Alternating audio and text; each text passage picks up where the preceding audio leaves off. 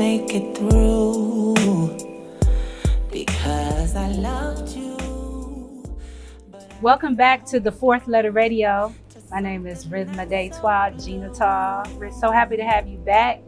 Guess what we have here with us today? Darius Blackmon, actor and producer from Detroit, Michigan, right here at the Fourth Letter Radio on our stage.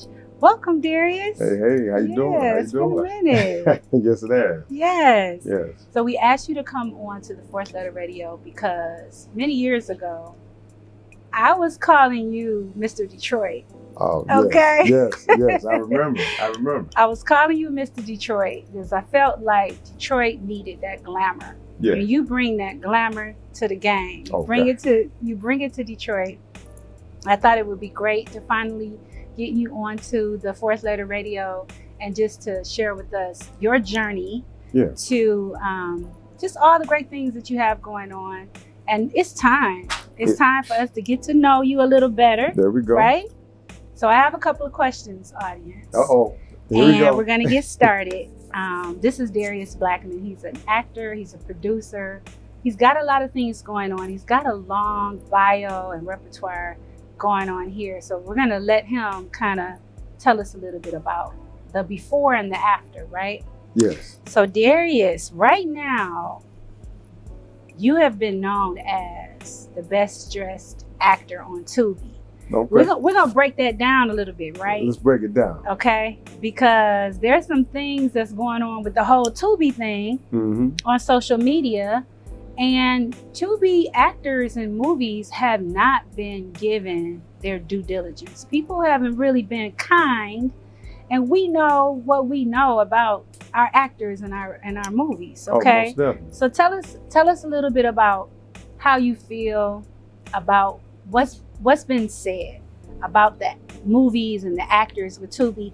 Help me understand why it might not be a good idea to just say, oh, he's a Tubi actor or he's a Netflix actor. Yeah. Tell us a little bit about that. Well, I'll say this. For the most part, a lot of people don't know that actors put a lot into their craft.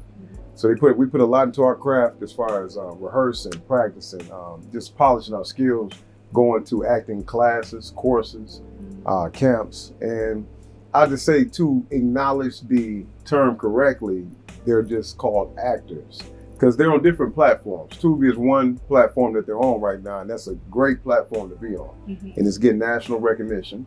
But we have actors that's on Tubi, they're on Peacock, they're on BET, they're on Netflix, Amazon Prime. They're on a lot of multiple platforms.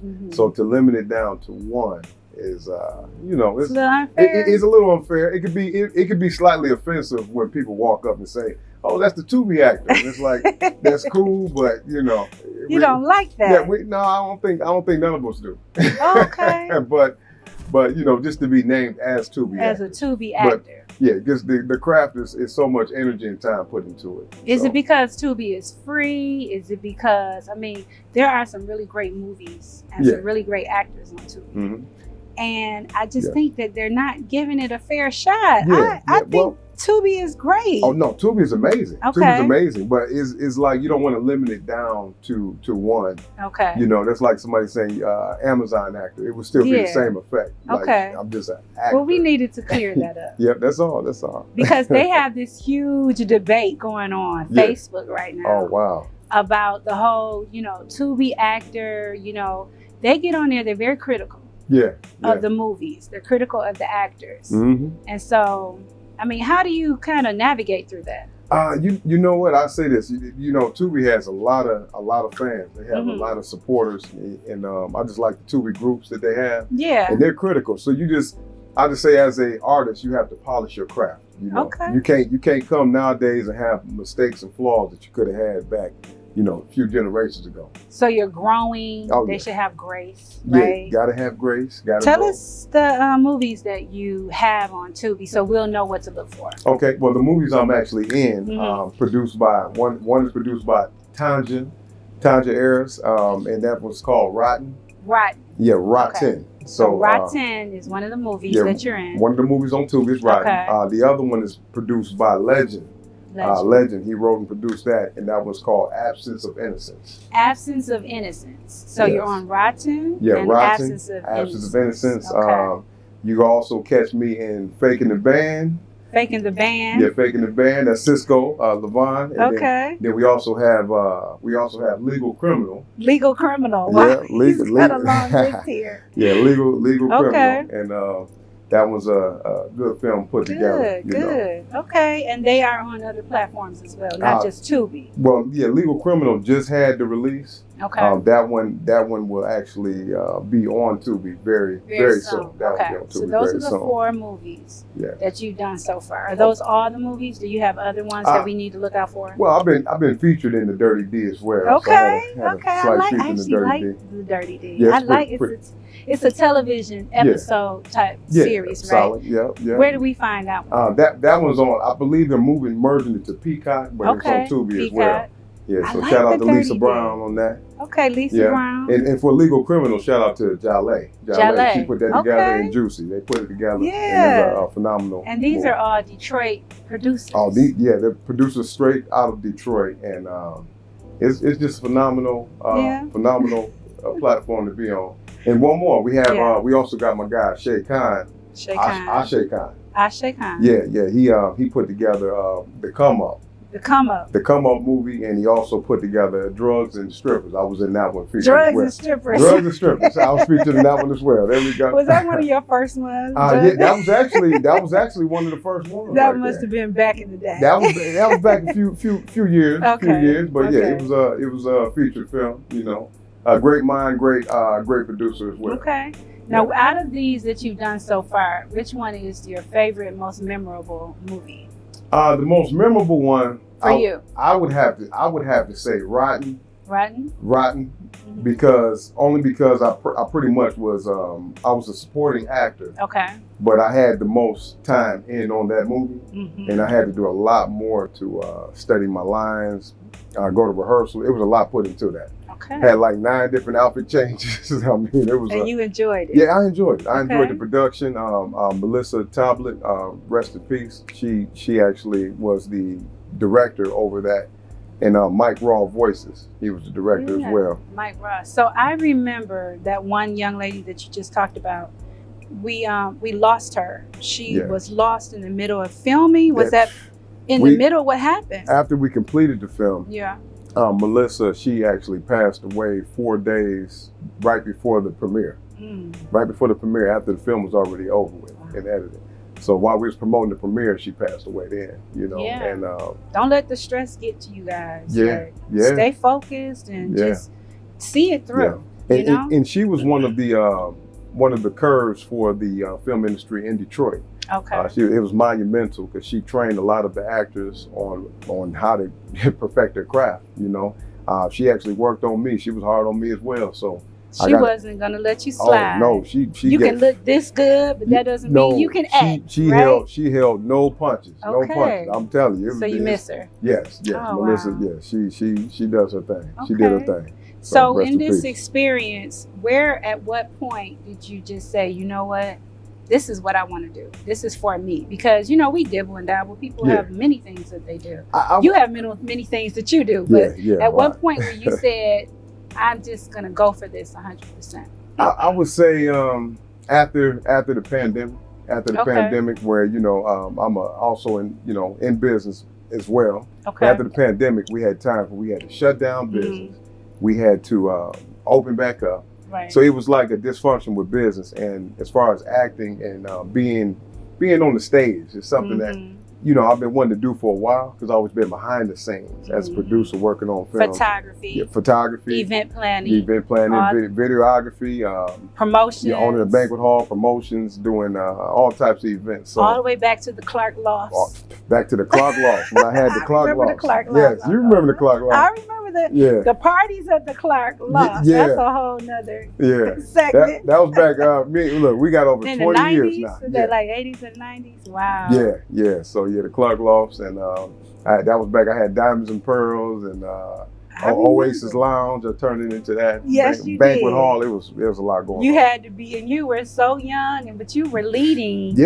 you were actually leading Detroit in promotions at that time? Yeah, I was 23. Yeah, 23, very young. About 23. Yeah, it was Yeah. amazing. Yeah. So just taking us all the way back, what we want to know is, I know you represent Detroit, and I was down in Georgia, and when I'm in other places, they want to know, where's your glamour? Where's your paparazzi? I'm like, well, Darius Blackmon, Mr. Detroit. Hey, put it out there. There we Yeah. go. But let's just talk a little bit about that. Are you a Detroiter? Are you from Atlanta? Where are you actually from? Well, I was born in Nashville, Tennessee. Okay. Born in Nashville, Tennessee. I was a military brat. Okay. So I was raised partially actually in Europe. What country? In Germany, Kaiserslautern. Wow, did you speak German? Yes. Is that how you say it? Is it German? Yes, German. Say something in German. We want to hear it. Wie heißt du? What does that mean? What is your name? Okay, wie heißt du? That's all I remember. I swear, that's Okay. all I remember. That was way back. That was kindergarten. Okay. Yeah. So and your that dad now, isn't your dad was like a special ops or Yeah, what? my pops was a Fed. He was know. FBI? He was federal. That's worked why for you the act federal like government. that. Yeah, worked for the federal government. And then Wow. it was funny because it's my dad. He worked for the federal government, Mhm. and then my uncles they was over Detroit police. Wow. So you got all So the black they didn't touch you the Yeah, whole time. nah, you were on- untouchable. One was over homicide, the other one was lieutenant. So they had a Wow. lot going on. Interesting background. Yeah. So when I Okay. had the club back, Yeah. back in those days. Yeah, right. Yeah, I know. you We were remember- trying to get upstairs. We couldn't get upstairs. I'm like, let me call my people real quick. We'll be all You were right. doing it like that. Yeah. So you were born in Tennessee. Yeah. Where did you go from there? Well, born in Nashville, Tennessee. Mhm. And the funny part about it is one side of the hospital was Tennessee, the other side was Kentucky. Okay. So it was on the military base. Oh, I see. So the hospital was right in half. Mhm. So one, Fort Campbell, Kentucky, and Tennessee. Okay. Yeah. So Made your way. How did you get up to Detroit? yeah. Well, Okay. let me tell you, my parents were born and raised in Detroit. Okay. So Yeah. they're Detroiters. Yeah, they're So that means Detroiters. you're a Detroiter. So Yeah, we're good. They're He's a Detroiters. Detroiter. His parents Yeah. he's from They Detroit. were born and raised in Detroit. Okay. They brought me here actually after Tennessee, Washington. I'm sorry, Tennessee, Yeah. Germany. Germany. Then we moved to Georgia. Georgia. Okay. Yep. So Atlanta, Georgia. Then we moved to Washington State. Okay. So after Washington State, let's just say I was kind of a different kid. Okay. Well, what were you doing different? I got into a fight. Okay. I got into a fight as a kid. Yeah. And I got kicked out of all Washington public schools, but y'all will be all right. Y'all will be all right. So when I got kicked out of all Okay, Washington they were public like, schools, he's my dangerous. parents said he'd be cool in Detroit. Oh wow! Yeah. So they thought you would be a little safer in Detroit. Yeah. You would fit in. I would fit in With all it the was gangsters it here? was more of our kind here. Oh. And where I was at, it wasn't none of us. Okay. there. So you were in a mostly Caucasian. Yeah, predominantly space. predominantly Caucasian space, Wow. and I experienced a lot of racism as a kid. So I was being called the N-word. I was it was a lot of things going on as a kid. I remember riding my bike down the street with my father, and I remember some people pulling up on us with guns and saying, get the heck from around here. Really? Yes. So I experienced that as a kid. What you see in all the movies? Mhm. Yeah, I've been through that. I seen it. And what were you thinking? Like, did you say what came across your mind and how you were going to resolve that as a kid? Like, did it? Well, helped you? as a kid, it was just one of those things where I knew that people needed to be aware Mhm. of the discrimination and racial discrimination Okay. what goes on nationally. Yeah. And I'm glad to see that it's starting to make a change, Okay. and our people are being more accepted in different communities now. So Yeah. we're growing. We are pretty the deep. product. We- Okay, that's the reason. We're the product. You're the product. So Most definitely. we're getting comfortable there. Oh yeah. So you were so you went from Tennessee to Germany, you went to Detroit, but in between there, you were in the NFL. Oh, yeah, Or yeah. what? Well- Don't well, skip over the good part. Let's not skip Tell us a over. little bit about So that. we'll start Yeah. off with the college football. Okay. So I did. I first went to Bowling Green State University. Okay. But let me say this: before Bowling Green, I went to Persian High School.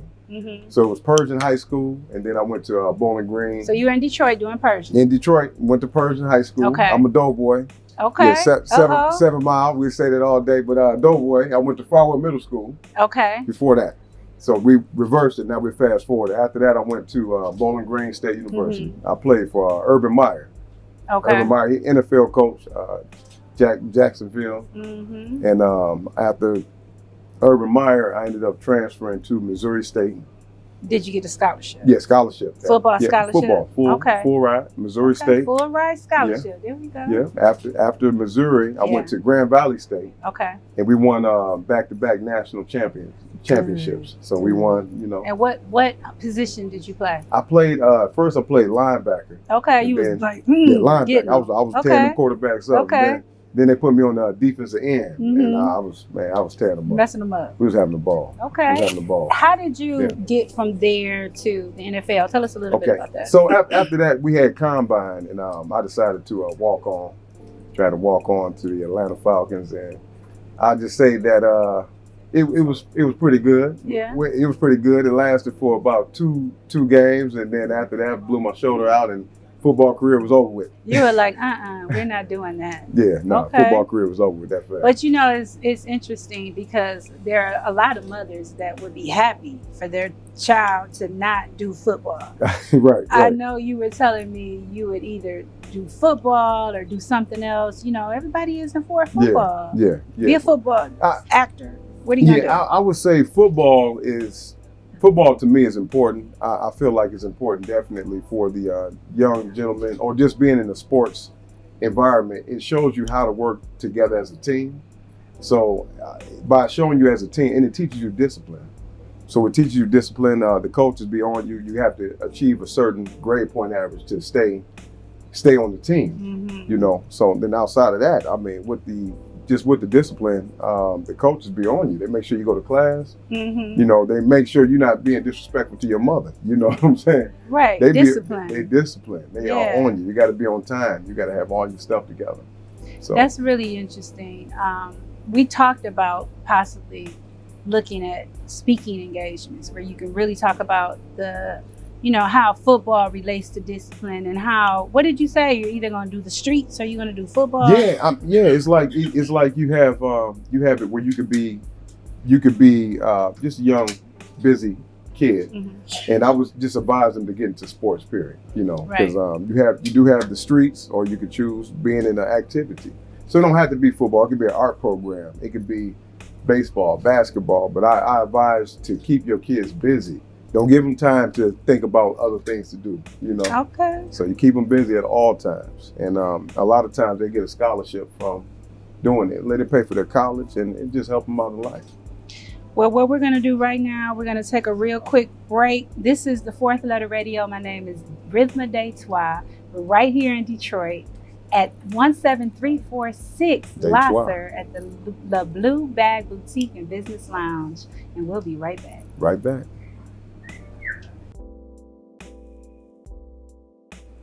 Welcome back to the Fourth Letter Radio. My name is Rhythma de Toi. We're right here in Detroit. We're interviewing Darius Blackmon, actor and producer, right here in Detroit. Hey. And we're so excited. Welcome back. Hey, I'm here. Glad to be here. Wonderful interview, by the way. You're doing great. All right. I want to talk a little bit about COVID and in the year 2020. It was a very interesting year for all of us. You in particular, it was a scary time for us. You had gotten on to social media. Yes. You had literally escaped the hospital. Yeah. You had you had your IVs, you had pulled the IVs out your arm. You were in the car. Everyone was glued to your Facebook page, and we're like, what is happening? And you were like, I'm escaping the hospital. Yeah. Tell us what happened. Well, I ended up catching COVID around that time. It was what, 2019? Yeah, 2020. 2020. I had caught COVID, and I ended up going into the hospital because I had pneumonia. So pneumonia is why they ended up keeping me, but COVID is what brought the pneumonia forward. And at the hospital, they were doing some things at the hospital I wasn't too pleased with. Yeah. The medications they were giving out, remdesivir and stuff like that, where it stops organ function. So some of the medications I kind of caught on to. I did my research while I was in the hospital. And they wanted your levels to get to a certain your heart rate, they wanted it up to a certain level, and your breathing, they wanted it up to a certain level before they release you. Yeah. So they was kind of I felt like they was holding me hostage a little bit. That's what happened. You were in the car like, I just escaped the hospital, y'all. Yeah. In order to get released, you had to hit the levels first. Mm-hmm. Your breathing had to go to a certain consistency. And they wanted you to continue to take the pills too, which was causing your blood pressure to drop, or raise up. So I stopped taking the pills, stopped taking the medication. I called all the doctors while they was at home. This was during Thanksgiving break. So I called the doctors while they was at home chilling with their families. Okay. And I had to call them to get my discharge. So it took 3 doctors to sign off to get a discharge. Mm-hmm. So nobody would have knew how to do it, but I found their phone numbers. I called all of them while they was chilling with their family. And I'm like, I need to get up out of here. What's up? And they're like, you got to get an oxygen tank. They gave me obstacles. One said an oxygen tank. The other one said you got to get your blood levels up to release. And I'm like, man, I was in the hospital. I felt like I seen the Grand Reaper and everything. So they wanted you to put the mask on, though. They wanted to put that respiratory thing down in your throat, and you just refused. They had the oxygen mask on me, and they was trying to get me up to the respiratory room, where now you're sedated. Right. And you got the oxygen tube going down your throat. And it goes all the way down. Yeah, the respirator. So you don't breathe on your own. No. So what they did was they had me at level 3, breathing oxygen wise, the consistency, and then it went up to level 4. And they said once you go to level 5, you got to go up to the respirator. I think it was level 5 or 6. Mm-hmm. So when I seen that, I talked to one of my homeboys, my guy Abel, and he was like, hey man, he said, snatch that off your face. So I took it off my face and I started breathing on my own. I'm like, man, I'm like, this is all the act. I'm like, I don't even need it. So I'm like, no. And you could breathe on your own. I was working on it. And they were trying to convince you that you couldn't breathe on your own. Right. Yeah. And they were trying to get you to the ICU. To the ICU. And we wouldn't have seen you anymore. No, not at all. Because the people that went up there before me, they didn't come back down. They didn't make it. They didn't make it. So when I said I wanted a discharge, they told me the bill was going to be $120 or something like that. Okay. $120,000. I'm sorry, $120,000. $120,000. Yes. To do what? For the medical bills and everything from being in there for 7 days with COVID. So because you're self-employed. What? They just said it's going to be $120,000. That's how much the bill is if you leave without a discharge. Oh. If you leave without a discharge, so they have to make you sit through and get a discharge so you can leave the hospital. If you leave because they wanted you in ICU. They wanted you. They was trying to get you up out of here, man. So wow. Yeah, that's amazing. And I ain't gonna say what hospital. Y'all ain't gonna get me. So. But that was that was a pivot point for you where things changed for you in your mind, as far as you had some weight loss, but then you actually took control of your health at that time, and you made some changes. Yep, and it was actually right before that. I think 30 days prior to me even catching COVID, I was on the workout plan, and I lost like 40 pounds during that time. I was working hard. Intentional. Okay. Yeah, I was grinding, working hard. And I wanted to become the best version of myself. Okay. Mentally, physically, emotionally. I even did celibacy for like 8 months during that time. And well, that was huge for you. That was huge. I'm a Scorpio. That was very huge. I'm a Scorpio. He's like, put that on my list. I had to do celibacy, people. Y'all just don't know her. Celibacy. Yeah. Now before the celibacy, I had relationships that I was faithful in my last 2 relationships. So I had no issues. I mastered on how to be faithful. Okay. Because people don't know how to be faithful. I know how to handle that. But now before that, back in my day, we ain't gonna talk about that. I was young. Yeah, Clark. The glory days. The Clark Law. We ain't gonna talk about what was the name of that? The Diamonds and Pearls? Yeah, Diamonds and Pearls. That's we'll need a whole segment, guys. Oh, we need a movie. I'm doing a movie on that too. Let's talk about it. Yeah. So we've heard the 4 movies and 5 movies that you've already been in. Mm-hmm. Tell us more about the movies that you're producing for yourself. Well, I'm producing a movie and directing, filming, and I wrote this movie. Okay. And it's called Royal Flush. Royal Flush. Okay. What's it about? It's focused on the regentrification of Detroit. Interesting. Yeah, and it's focused on how minorities are kind of getting pushed in a certain direction into the Wow. off-skirt cities, such as Hamtramck, Highland Park. You got E-Course. That's going to be a good look. Yeah. Because that's major. Yeah, getting pushed in different cities and even moving out to the suburbs. But there was a picture of Detroit, and I remember the picture of what the new Detroit should look like, and it didn't have any of us on there at one point in time. I saw that. Yeah, so Someone had put that downtown in a window, and it said something like "Welcome to Detroit," yeah, and there weren't any people no, that had any color. it wasn't any of us on there. That was amazing that they would even put that on the corner of any Woodward Avenue.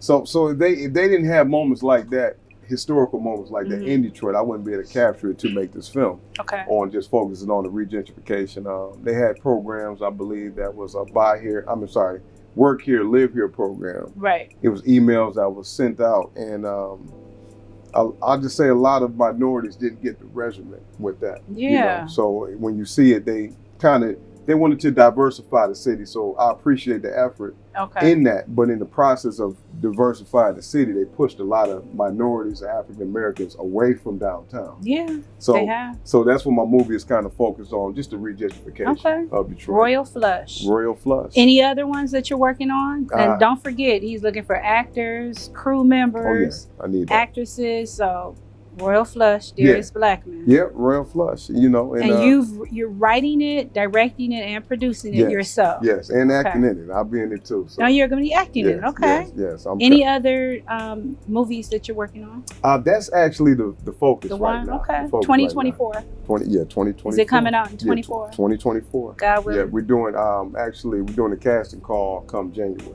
Casting call January. So Royal Flush, y'all look Darius out. Blackmon. Don't forget about that. Y'all look out for that. Okay.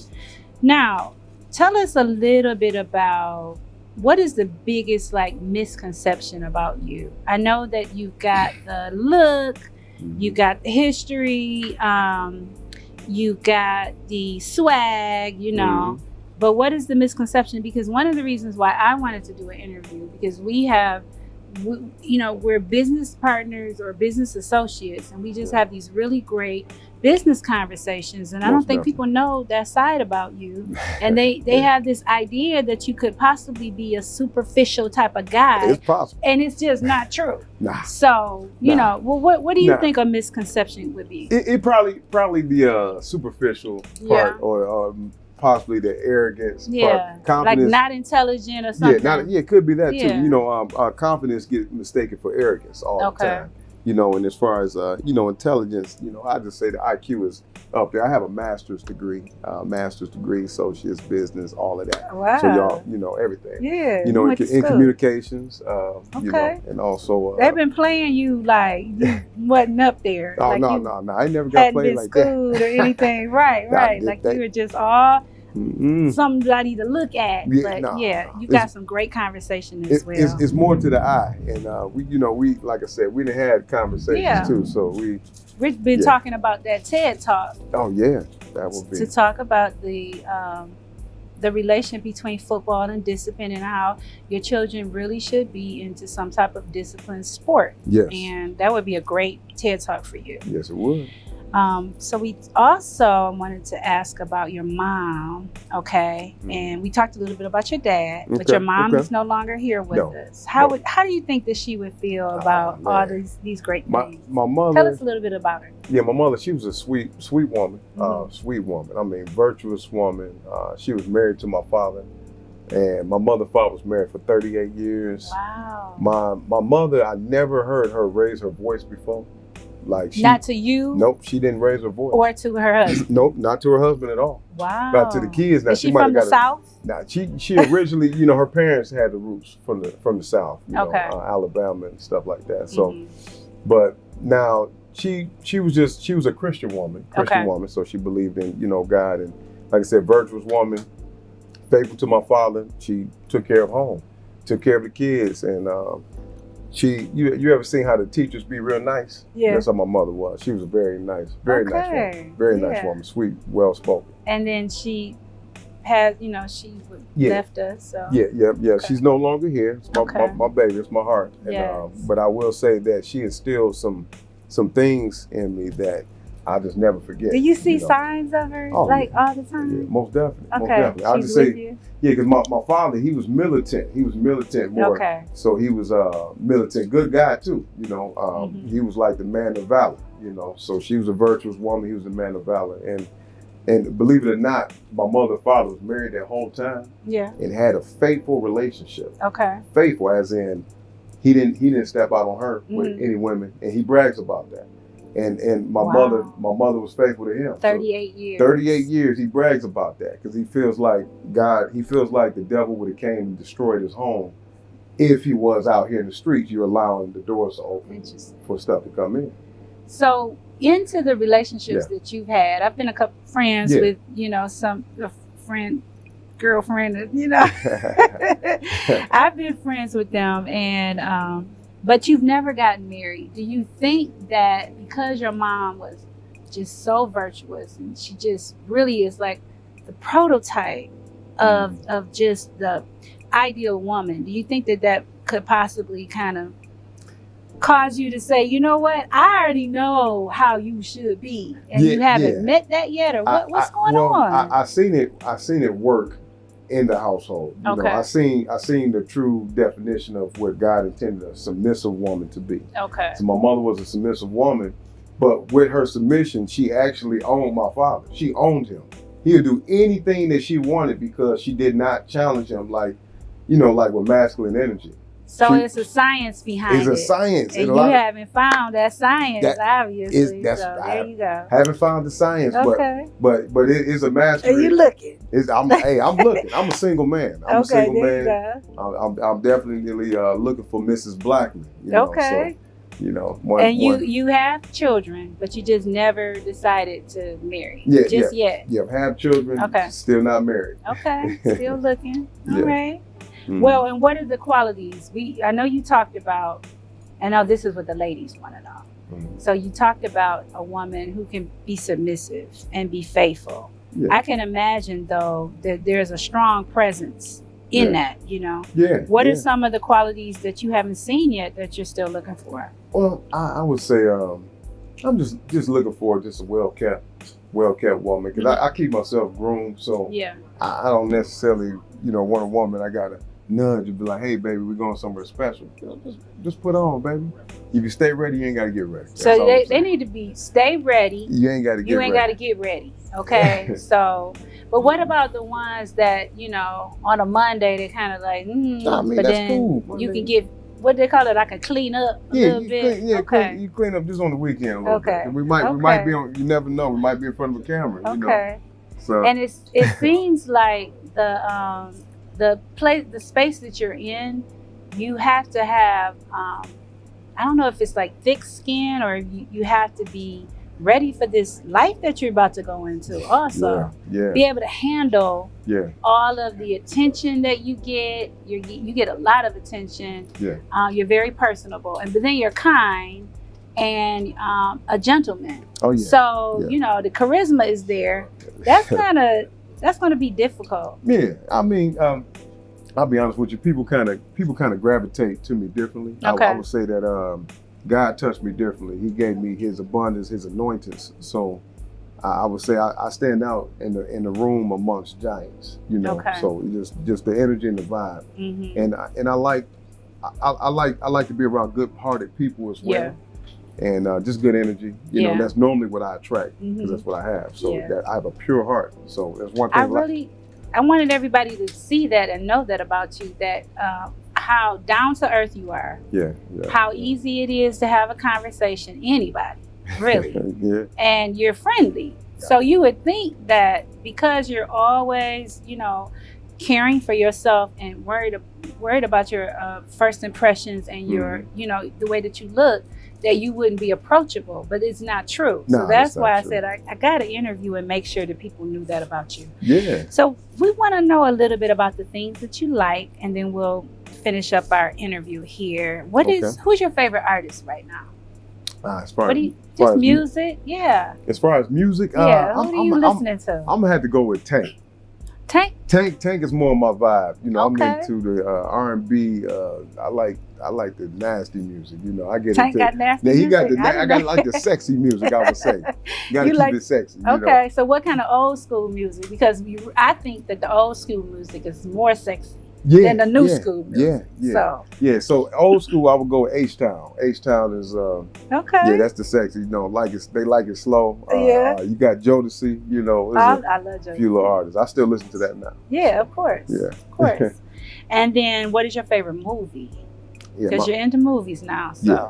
my favorite movie of that you all could watch time. over and over again, or you would, that Yeah. you would recommend for us to, because everybody is always on the Tubi, like, please give us a movie to watch. Yeah, But what would yeah. you recommend for us to sit down and take a look at? I would recommend right now. My favorite movie right now is the one I'm actually in. Rotten. Rotten is your favorite Rotten movie? is my favorite movie right now. Shout out Good to Tanja answer. again. Shout out to Tanja. Now, my next favorite would be The Wolf of Wall Street.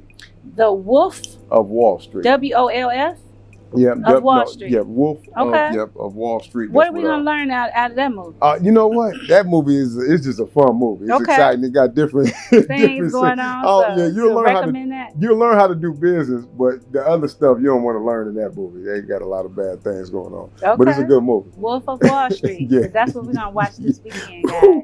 This weekend we're gonna watch Rotten Yeah. and The Wolf of Wall Street. Yeah, Rotten. I don't know. Yes. We'll see. Yes, indeed. Yes, indeed. Well, I want to thank you for coming out. Tell us a little bit about your clothing collection called King Daruse. Yeah, King Daruse. Okay. collection. So that's coming out, or you had it out? You No, had it out for a minute, Nope, right? I'm actually releasing it November the 12th. Okay. No, At The November the 12th at, go ahead. The Rooster Tail. November Okay. the 12th at the Rooster Tail. It's going to be my fashion release of King Daruse collection. Make sure y'all come on now. It's going to be from 6 to 11 Yes. p.m. At the Rooster Tail, and that's Yes. in downtown Detroit. Downtown Detroit. I'm going to have items such as this right here. Yeah. Custom. This is part of my line, King Daruse. And I have a few more items that y'all ain't seen. Nobody in Detroit dresses like this, so you guys are gonna just love his collection. He is the epitome. I've been calling him Mr. Detroit for years. Hey, I'm ready to take it. Yeah, we have glamour here. We do.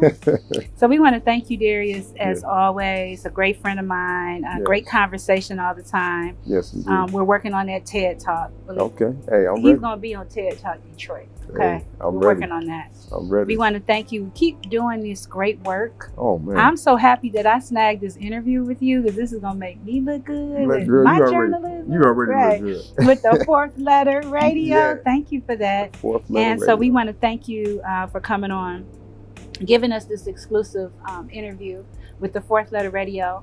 My name is Rhythma Detoire. This is Darius Blackmon. Yes. Thank you guys, and we'll see you next time. Okay. Yeah, I'll see y'all soon.